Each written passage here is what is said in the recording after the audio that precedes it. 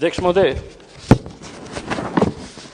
क्या वजह है कि कुछ कम्युनिटीज़ अपने आप को शेड्यूल्ड ट्राइब्स में शामिल करने के लिए जोर देते हैं? अगर उन्हें शेड्यूल्ड ट्राइब्स कैटेगरी में शामिल किया जाए तो क्या उन्हें महज कुछ सरकारी स्कीम्स का फ़ायदा मिलेगा?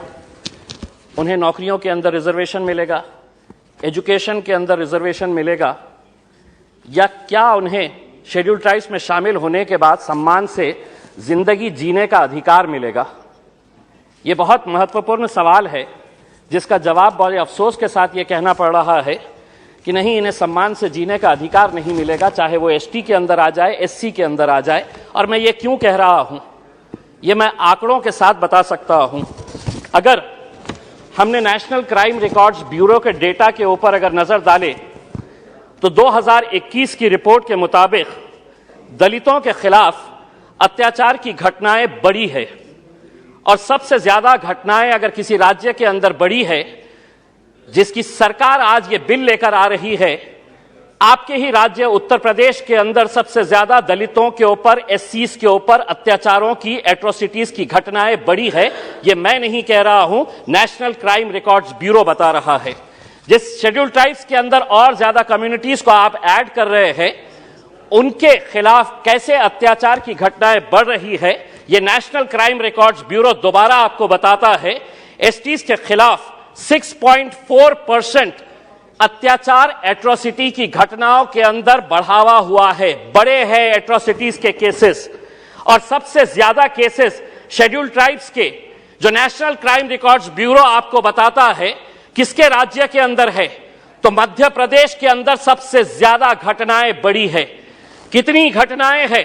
पूरे देश के अगर हम शेड्यूल्ड ट्राइब्स की अगर हम बात करते हैं तो महज मध्य प्रदेश के अंदर 29.8% घटनाएं, एट्रोसिटीज अगेंस्ट शेड्यूल्ड ट्राइब्स, ये मध्य प्रदेश के अंदर है। दूसरे नंबर के ऊपर आता है राजस्थान, जिसके अंदर 24% शेड्यूल्ड ट्राइब्स के खिलाफ घटनाएं बढ़ी है। हमारा यह कहना है कि शेड्यूल्ड ट्राइब्स, क्या यह हकीकत नहीं है? मंत्री जी इसका जवाब दे सकते हैं कि आज इस मुल्क के अंदर सबसे ज्यादा डिस्प्लेसमेंट्स अगर किसी का हुआ है तो आदिवासियों का हुआ है, शेड्यूल्ड ट्राइब्स का हुआ है। सिर्फ महज आप शेड्यूल्ड ट्राइब्स की कम्युनिटी को बढ़ाकर ऐसा इंसाफ उनके साथ कर रहे हैं, ये दिखाइए नहीं। हकीकत यह है कि इनके साथ सबसे ज्यादा नाइंसाफियां हुई है। यूडीआईएससी की रिपोर्ट 2021-22 के तहत एससीज और एसटीज और मुसलमानों के बारे में बताती है कि एससीज का टोटल एनरोलमेंट जो प्राइमरी से हायर सेकेंडरी तक जाता है वो 9.73%, मुसलमानों का एनरोलमेंट होता है 14%, लेकिन एनएसएसओ की रिपोर्ट के हिसाब से 12.8% ड्रॉप आउट जो है, वो टोटल एनरोलमेंट अगर जो होता है उसका 12.8% ड्रॉप आउट हो जाता है, जिसमें से 18.2% प्राइमरी लेवल के ऊपर ड्रॉप आउट हो जाते हैं एससीज के, जिसमें से 17.2% मिडिल लेवल के ऊपर के जितने भी है, 17.2% ये मिडिल लेवल के ऊपर ड्रॉप आउट हो जाते हैं। और इसमें मुसलमानों का ड्रॉप आउट परसेंटेज कितना है? तो 15.7% है। अध्यक्ष महोदय, मैं अभी हमारे राष्ट्रवादी कांग्रेस के हमारे सहयोगी अभिभाषण दे रहे थे और उन्होंने मराठी के अंदर बड़ा जोर देकर यह कहा है कि धनगरों को मिलना चाहिए, मराठा समाज को मिलना चाहिए। इतने साल सत्ता में यही कांग्रेस वाले बैठे थे, यही राष्ट्रवादी वाले में बैठे हुए थे।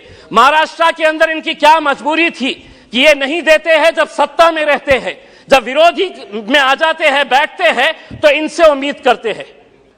इनसे उम्मीद कैसे की जा सकती है? अब ये भारतीय जनता पार्टी के ऊपर निर्भर है कि आपको दिखाना पड़ेगा कि हम इनके जैसा दोगलापन नहीं करते हैं। अगर हम सबके विकास के बारे में बात करते हैं तो यकीनन हम सबको इंसाफ देने की बात करते हैं।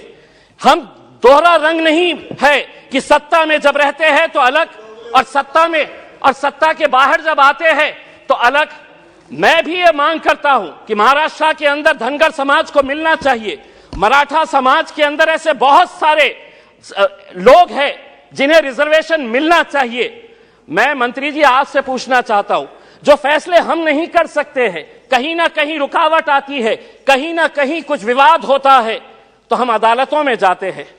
मुसलमानों को रिजर्वेशन मिलना, ये अदालत ने, बॉम्बे हाईकोर्ट ने कहा, और किस आधार के ऊपर कहा? ऐसा नहीं है कि ये रिजर्वेशन इम्तियाज जलील मांग रहा है, नहीं चाहिए मुझे, लेकिन जो पसमानदा मुसलमान है इस देश के अंदर, मेरे महाराष्ट्र राज्य के अंदर, क्या उनको रिजर्वेशन नहीं मिलना चाहिए और किस आधार के ऊपर मिलना चाहिए? 4-4 कमिटीज, 4-4 कमीशंस बनाए गए, Ranganath Mishra commission, Mahmoodur Rahman commission, Sachar commission, Kundu committee, ये सरकार द्वारा अपॉइंटेड कमिटीज थे। किस लिए बनाए गए थे? कि मुसलमानों का सोशियो एजुकेशन किस लेवल के ऊपर है, किस लेवल के ऊपर है, उसको स्टडी करे और उसकी रिपोर्ट दे।